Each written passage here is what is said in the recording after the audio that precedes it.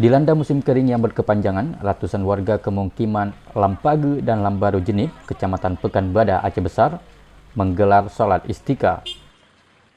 Salat minta hujan atau istika ini dilaksanakan di areal persawahan yang kering akibat kemarau yang berlangsung sejak bulan Juli 2019 lalu.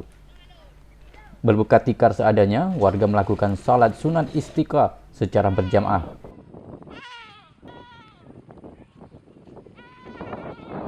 Tak hanya itu, sebelumnya warga juga berpuasa selama 4 hari sebelum melaksanakan sholat. Satwa peliharaan juga turut dibawa ke lokasi sholat dengan harapan hujan segera turut. Sudah hampir 6 bulan lebih hujan tidak turun di daerah tersebut. Selain mengalami kegagalan panen sawah, warga di desa Lampage dan Lambaru Jenip mengalami krisis air bersih.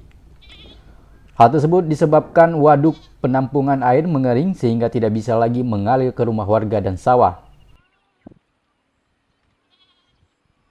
Imam Mukim Lampage, T. Darmawan mengatakan, warga sudah sangat mengalami kesulitan air, namun hingga kini belum ada perhatian dari pemerintah Kabupaten Aceh Besar untuk mensuplai air.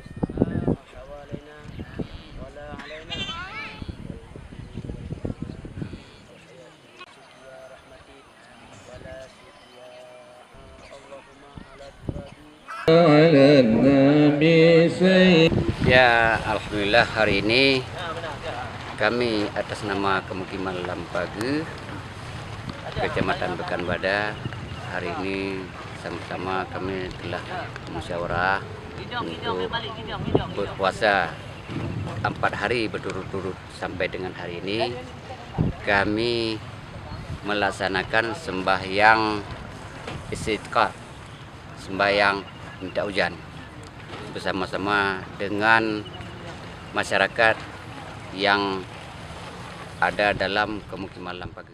Sudah setahun lebih tidak ada hujan, Pak. Hujan ada, tapi jangankan untuk air sumur, air sawah, itu air mandi pun nggak ada. Itu yang di gunung orang tanam cabai, tanam padi di sawah, sungguh sudah 2 kali gagal. Tapi sampai kali ketiga ini nggak bisa tanam padi lagi.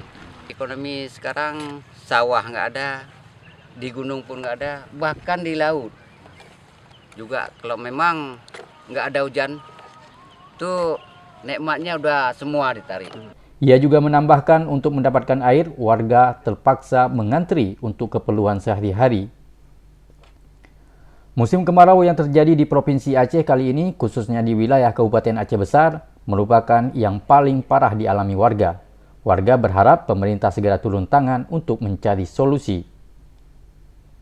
Dari Aceh Besar, tim Aceh Kini melaporkan.